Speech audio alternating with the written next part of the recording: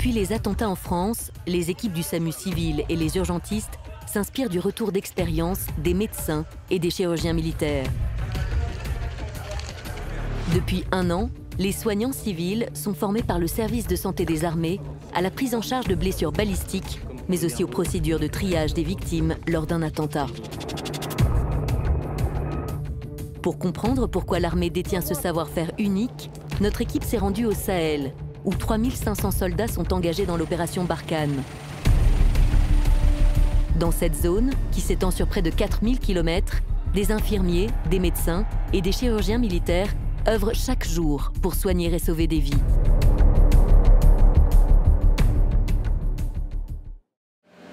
Notre immersion commence par une urgence. L'équipe médicale du Casanurs, un avion militaire médicalisé, en place à N'Djamena, au Tchad, doit se rendre à Madama, au Niger, pour évacuer un soldat français blessé. C'est quel type de blessé que tu allais chercher? Alors là, c'est un blessé Charlie. Charlie, donc c'est les blessés les plus légers. Un blessé, c'est un problème traumatologique, en fait. Voilà. Moins d'1 heure après l'alerte, l'avion décolle. Direction le Niger, à 1300 km de là. Nous embarquons avec l'équipe médicale. Parmi elles, 2 convoyeuses de l'air, des infirmières spécialistes de la prise en charge de blessés dans les avions et les hélicoptères. Après 3 heures de vol, l'avion tactique se pose en plein désert, à côté de l'emprise militaire française. Le soldat blessé est immédiatement médicalisé dans le Casanurs. Véritable atout pour l'armée française, l'avion tactique peut embarquer jusqu'à 8 blessés couchés et permet d'assurer en vol de nombreux soins médicaux, comme des actes de réanimation. La spécificité de mon travail, c'est d'évoluer dans un environnement qui est un peu différent de ce qu'on peut trouver à l'hôpital. On évolue donc dans des avions, ce qui présente des contraintes et des spécificités qui sont propres à l'aéronautique. On est formé pour ça, on est formé sur les avions, on est formé en médecine aéronautique. Après, on va te scoper, c'est-à-dire qu'on va mettre un scope pour surveiller la tension. La médecine aéronautique est l'une des spécialités du service de santé des armées. Prendre en charge un patient en vol est une mission très délicate en raison des effets physiologiques de la pression atmosphérique sur le corps. C'est une prise en charge un peu particulière avec du matériel particulier qui est certifié aéronautique. On a du matériel électrique qui se compense tout seul en fonction des niveaux de vol et de l'attitude cabine qu'on a en vol. C'est un métier qui demande quelques concessions au niveau de sa vie privée parce qu'on n'est jamais là. Avant de faire infirmière convoyeuse, il faut être au clair avec ça. C'est des années où on met un peu entre parenthèses notre vie privée, effectivement. 3 heures de vol retour et l'avion se pose au Tchad. L'équipe médicale de N'Djamena est déjà sur place. Le patient sera directement véhiculé jusqu'à l'antenne chirurgicale, appelée également rôle 2. Nous quittons Caroline pour nous y rendre aussi. À peine arrivés à l'antenne chirurgicale, la tension est palpable. Les équipes s'agitent. Un événement grave vient de se dérouler. Pierre, un anesthésiste réanimateur, supervise l'antenne et se prépare à affronter une situation complexe malgré son calme olympien.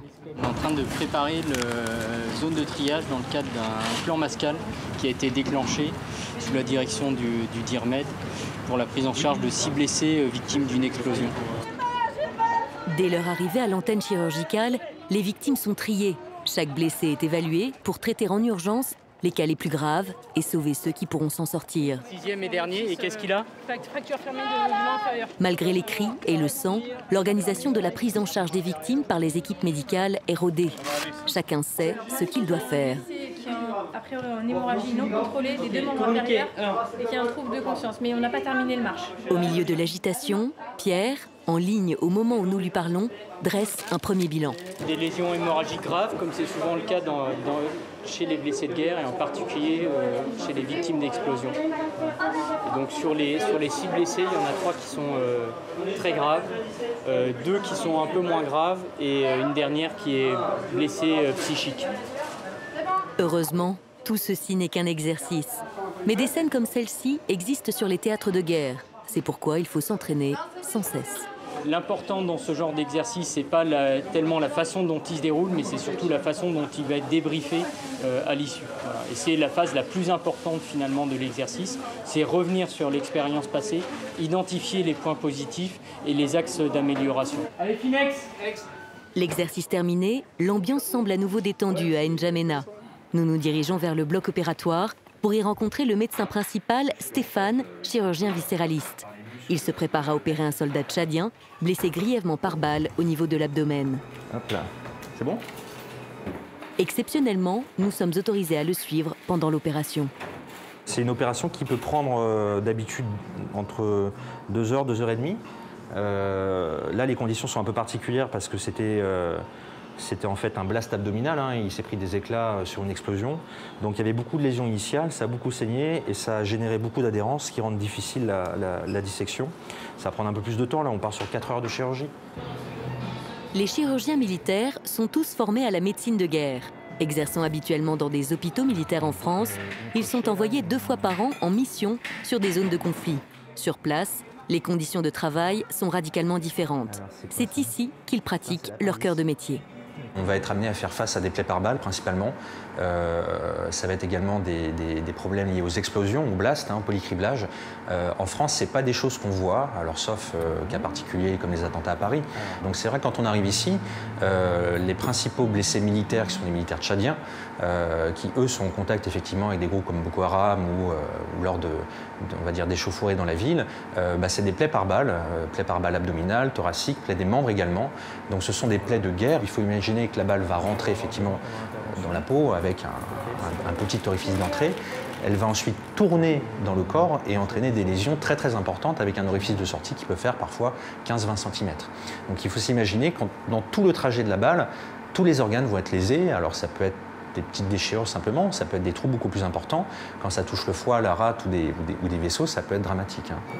Lorsque l'on questionne le jeune chirurgien de 34 ans sur ce qu'il ressent lorsqu'il sauve une vie, sa réponse reste prudente. Les patients qui arrivent avec des balles dans le ventre, qu'on opère en urgence, là oui, pour le coup, on sauve des vies. Après, moi j'y pense quasiment plus du tout. C'est pas parce que je suis blasé de ça, pas du tout. C'est qu'au fur et à mesure, on se construit une petite carapace aussi. On sauve des vies, mais on provoque des décès aussi. De temps en temps, la chirurgie, parfois, ça se passe mal. Quelle est la réponse? L'équipe décolle du Tchad pour se rendre au Mali, à plusieurs milliers de kilomètres, où les soldats français combattent chaque jour les groupes armés terroristes. Ici, chaque mission est potentiellement dangereuse et peut être annulée s'il n'y a pas de soutien médical. Les militaires doivent être protégés au plus près des combats. C'est d'ailleurs une spécificité de l'armée française. Les médecins militaires sont équipés de gilets pare-balles et armés et pratiquent les gestes qui sauvent, parfois même sous le feu. Nous rencontrons à Gao Astrid, de retour de mission.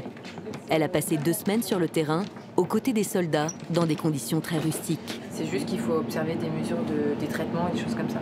Le service de santé des armées a mis en place des actes réflexes pour ces médecins combattants.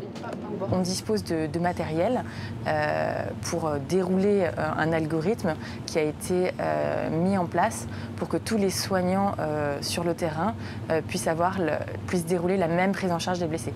Cet algorithme, il s'appelle le Safe March Ryan.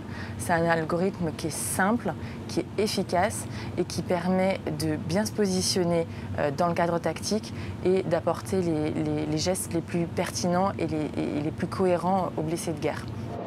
Chaque lettre correspond à un geste ou une action, comme le M pour Massive Bleeding Control, c'est-à-dire traquer les hémorragies, et le A, Airways, qui consiste à vérifier que les voies aériennes sont libérées.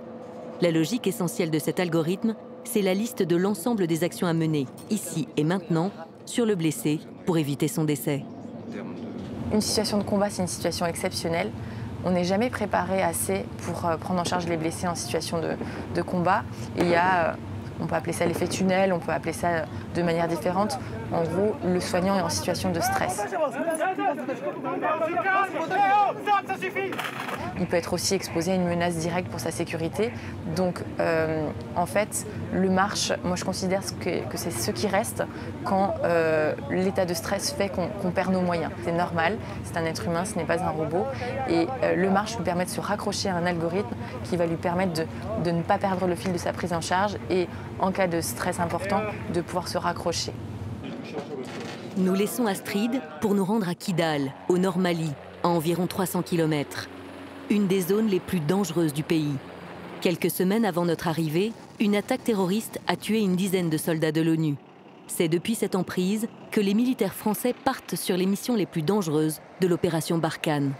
Le camp dispose d'un poste médical appelé Rôle 1, avec 2 médecins où l'on peut soigner, mais pas opérer. L'antenne chirurgicale la plus proche est à 1h30 de vol. Le médecin des armées, David, est un habitué du terrain. Je suis sûr que ma femme dirait, comme d'habitude, tu fais ton sac n'importe comment. C'est sa 2e mission au Mali. Il se prépare encore une fois à partir en opération. Il y a eu une évolution dans le cadre de la prise en charge du blessé de guerre entre l'Afghanistan et le Mali, par exemple, parce que nous avons changé notre façon de procéder. En Afghanistan, géographiquement, les blessés étaient atteints à peu près 20 minutes de vol d'hélicoptère autour d'une base où il y avait un hélicoptère et le rôle 2, donc l'antenne chirurgicale avancée, le mini-hôpital, pour traiter le patient. À partir du moment où on appelait à l'aide en disant « Attention, j'ai un blessé, venez les récupérer », l'hélicoptère arrivait rapidement. Ça a changé à l'heure actuelle parce qu'au Mali, nous ne sommes plus dans des conditions où l'hélicoptère est là en 20 minutes, mais l'hélicoptère peut être là en 1h30. Parce que les élongations, les distances sont beaucoup plus importantes. On ne gère pas un patient pour 20 minutes de la même façon qu'un patient qui va devoir rester avec nous pendant 90 minutes, parce qu'il y a des poches de liquide qu'on va devoir passer qui vont se vider et on va, plus le temps va passer, taper dans notre stock et être démunis si jamais il y a un nouveau blessé qui arrive. Le service de santé des armées doit en permanence s'ajuster au terrain. Il met en place du nouveau matériel totalement adapté aux opérations extérieures. Par exemple, on savait pour les blessures qu'on appelle des blessures sur les zones jonctionnelles, c'est-à-dire pas sur les membres, pas sur le tronc, mais pile à la racine, qui sont des blessures qui étaient connues et réputées comme étant compliquées à stopper. Nous avons des nouveaux matériels avec des ceintures repensées, avec un système de gonflage qui permet de venir comprimer la blessure et qui sont tout nouveaux.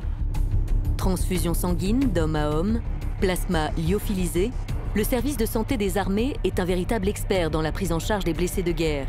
Avec les derniers attentats en France, il est devenu l'interlocuteur privilégié des médecins urgentistes civils et du SAMU. Quand on sait qu'une victime de guerre peut être sauvée dans les premières minutes, ne pourrait-on pas imaginer que chaque citoyen soit également formé aux quelques gestes simples qui peuvent sauver des vies ?